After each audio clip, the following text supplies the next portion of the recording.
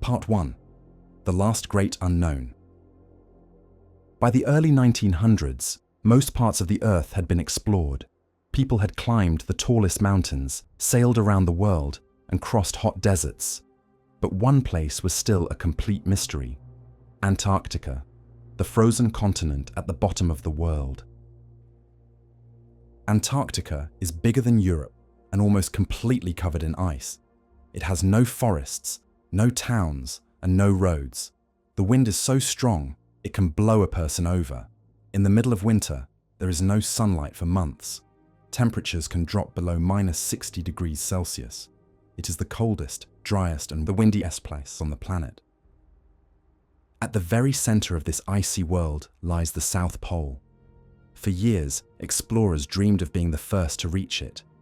But the journey was long and dangerous. Ice, snow, storms, and freezing winds stood in the way. No one knew what they would find there, or if they would survive. For many, the South Pole became the last great prize in the age of exploration. Reaching it would take strength, bravery, and perfect planning. Part 2. 2 explorers, 1 goal. In 1910, 2 men from different countries began their race to the South Pole. The first was Robert Falcon Scott, a British naval officer. He had already led one expedition to Antarctica and was seen as a hero in Britain. Scott planned to return with a large team, using motor sleds, horses, and some dogs. He also wanted to do scientific research, study the weather, and bring back samples of rock and ice. The second man was Roald Amundsen from Norway. Quiet, careful, and highly experienced, Amundsen had already become the first person to travel the Northwest Passage, a sea route through the Arctic. He had learned to survive in extreme cold from the Inuit people who lived in the frozen north. Amundsen had planned to go to the North Pole, but when he learned that someone else had already reached it, he changed his goal. He would now head south. To keep his plans secret, he told people he was sailing north. Even his own crew didn't know the truth until they were already at sea. Scott's mission was large and public. Amundsen's was small and secret.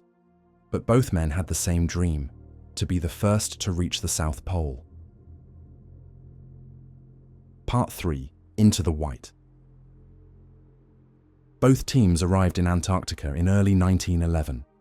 Scott built his base camp at Cape Evans, and Amundsen built his camp at the Bay of Whales, which was about 100 kilometers closer to the pole.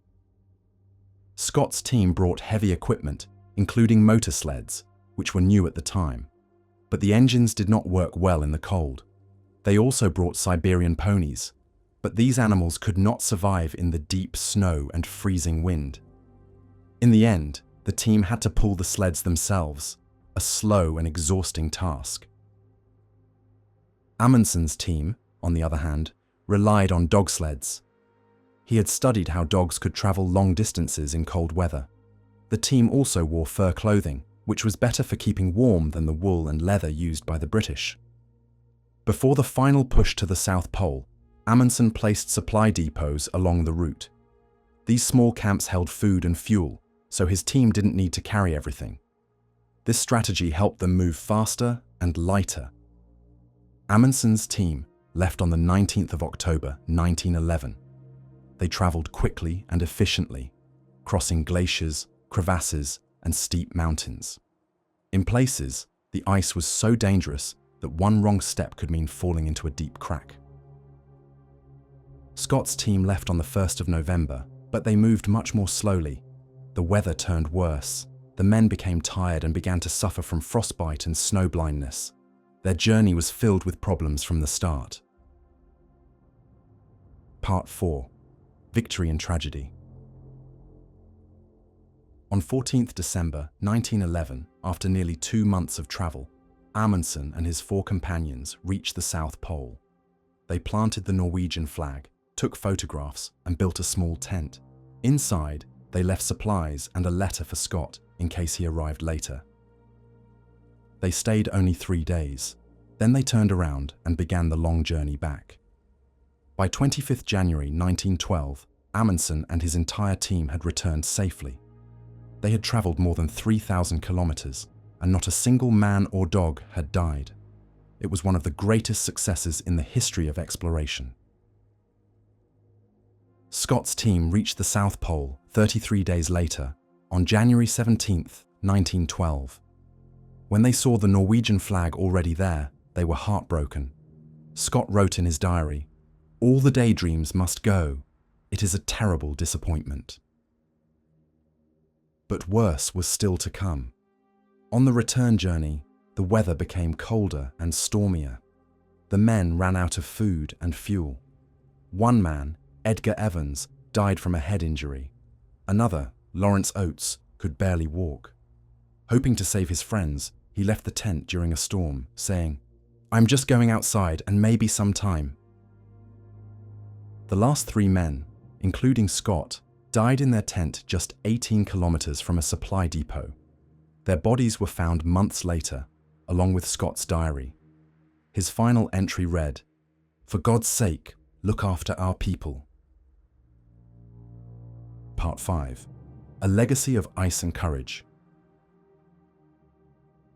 Amundsen returned to Norway a hero.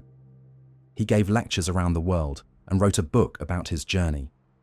His success was not only because of courage, but because of excellent planning, teamwork, and knowledge of cold weather survival. But his adventures were not over. In 1926, Amundsen became the first person to fly over the North Pole in an airship called the Norge, together with Italian engineer Umberto Nobile. 2 years later, Nobile's next airship crashed in the Arctic. Amundsen joined the search mission. Sadly, his plane disappeared during the rescue flight. He was never seen again. Although Scott failed to return, he became a symbol of bravery in Britain. His story inspired books, poems, and even films. A statue of him stands outside the National Maritime Museum in London. Today, both men are remembered, not just for what they did, but for how they did it. Amundsen showed the power of quiet preparation. Scott showed the strength of the human spirit, even in defeat. Their race to the South Pole remains one of the most dramatic and moving stories in the history of exploration.